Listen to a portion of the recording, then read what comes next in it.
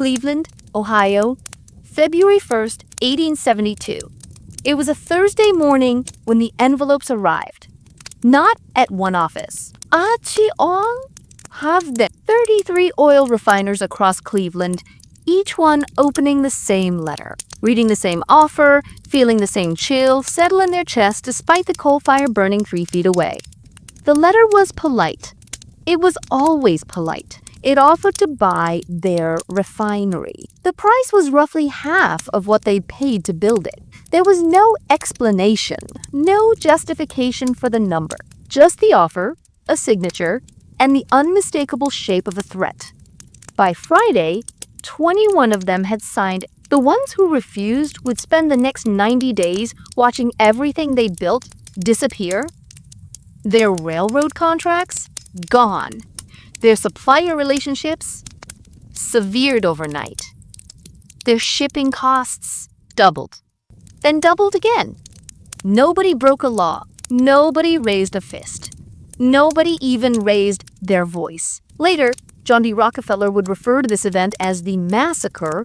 He meant it as a compliment to himself. Here's something they don't tell you in school. The American oil industry is, by the standards of most industries, embarrassingly young. It didn't exist at all until 1859.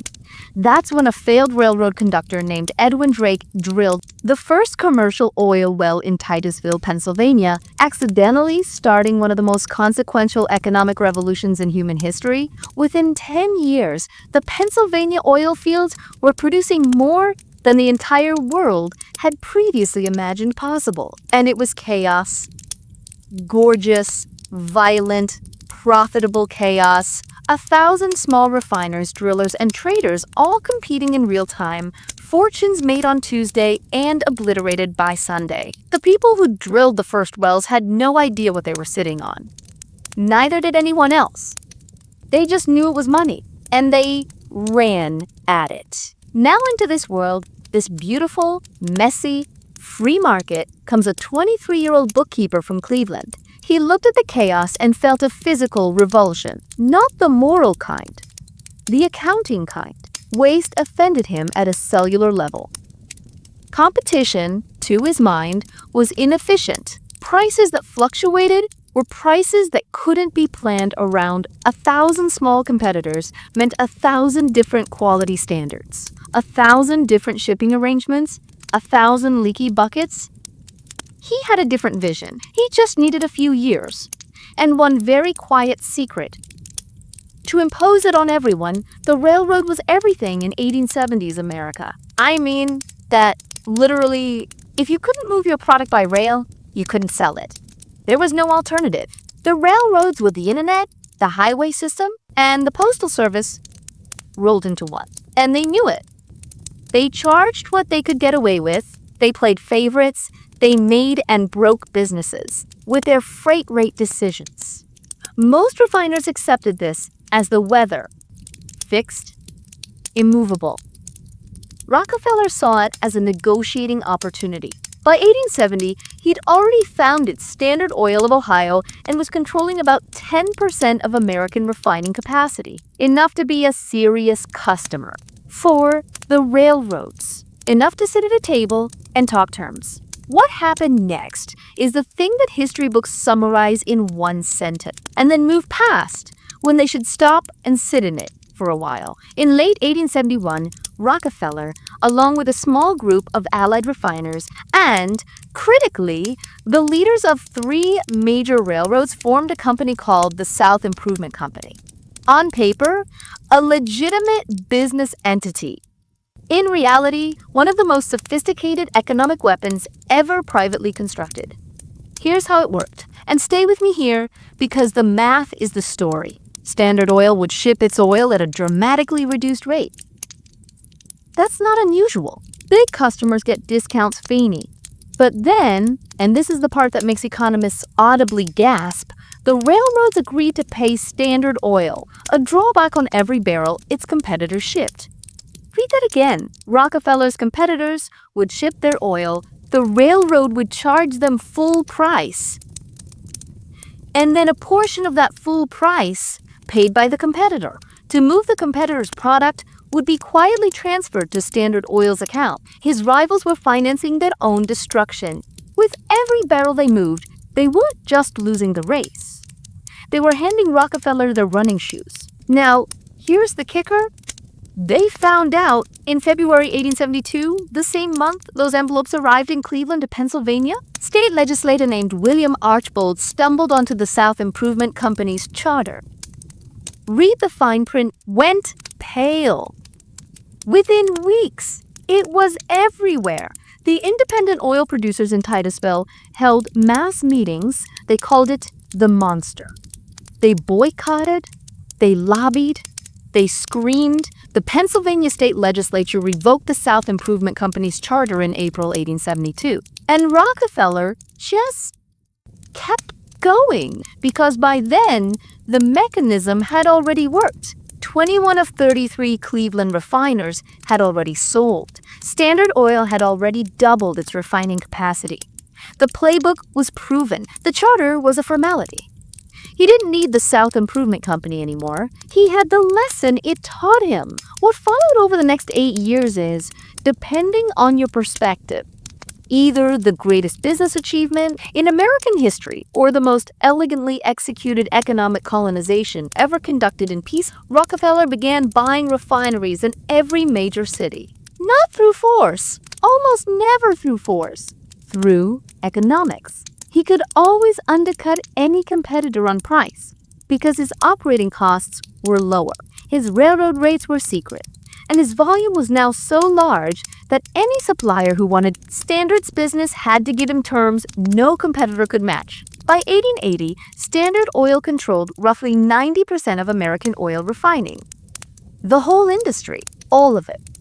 And the American government, with no federal antitrust law, no regulatory framework, no mechanism to intervene, had absolutely no idea what to do. He wasn't done. In 1882, Standard Oil became the first major American trust, a legal structure that allowed individual companies to place their stock with a central board of trustees, who then ran everything as a unified entity. On paper, there were 40 different Standard Oil companies. In reality, 9 trustees in an office in New York controlled every decision, every price, every barrel. It was essentially a corporate government without elections, without accountability. And it was completely legal because nobody had thought to make it illegal yet. His mistake, his only serious one, was assuming that power that large was beyond documentation. It wasn't. Her name was Ida. She was 50 years old when she started, a journalist for McClure's magazine, and she had a personal reason to be thorough. Her father had been a Titusville oil man. He'd gotten one of those envelopes. He'd refused to sell. She remembered watching his business die. For 4 years, she did nothing but read documents, depositions, internal railroad records, corporate filings, court sheet testimony. She didn't editorialize. She didn't need to. She just laid out the numbers, the exact freight rates, the exact drawback schedules, the exact names of the railroad who'd signed the agreements, and let the arithmetic do the prosecuting. Her 19-part series, The History of the Standard Oil Company, was published between 1902 and 1904. It was not dramatic. It was not sensational. It was devastating. The Standard Oil legal team could not find a single factual error. Not one. Public fury built for 6 years. Congressional investigations, state lawsuits, federal action, and finally, on May 15, 1911, 39 years after those envelopes arrived in Cleveland, the United States, Supreme Court ruled that Standard Oil violated the Sherman Antitrust Act. It was broken into 34 separate companies. Rockefeller, now 71 years old, was playing golf in Cleveland when he heard the news. A caddy brought him the message. He read it, nodded. Well, he reportedly said, "I think this would be a good thing for the oil business." He owned shares in all 34 of them. The breakup didn't cost him his fortune. It multiplied it. By 1916, he was the world's first billionaire in real terms. The court order that was designed to destroy his empire had, through diversification, made him richer than the empire itself had. He spent the last 40 years of his life giving money away. He died in 1937 at the age of 90, still richer than when the antitrust ruling hit, still holding shares in companies born from the wreckage of his monopoly, still handing out dimes to strangers, still keeping meticulous records. So what do we do with John D. Rockefeller? He wasn't a villain in the storybook sense. He went to church every Sunday, gave away more money than most nations had, and by the cold standards of his own time, operated entirely within the law, because the law, for most of his career, had not yet imagined someone like him existed. That's the thing that stays with you. He didn't exploit a broken system. He operated in the absence of one. The South Improvement Company scheme wasn't illegal when he ran it. Antitrust law didn't exist yet in America. The trust structure wasn't illegal. Nobody had legislated against it yet. The drawback system, the railroad collusion, the systematic acquisition of competitors, all of it technically, documentably, infuriatingly legal, because the rules were written for a world where no single entity could accumulate that much power. He proved that world was over. And here's the thought I'll leave you with. The one that's been sitting at the back of my mind the whole time I was writing this. Every major antitrust regulation in the United States, every law that prevents one company from owning too much of any industry, was written after Rockefeller. It was written because of what he'd already done and already gotten away with, which means we've spent the last 130 years playing catch-up. And every 20 years or so, in some boardroom, in some industry, someone opens a laptop and starts working out whether they can do it again. Usually, they're already a few years into it before anyone notices. If you want to see who's doing it right now, there's a video next. It's the one they definitely don't want you to watch. Hit subscribe, and I'll see you in the next chapter.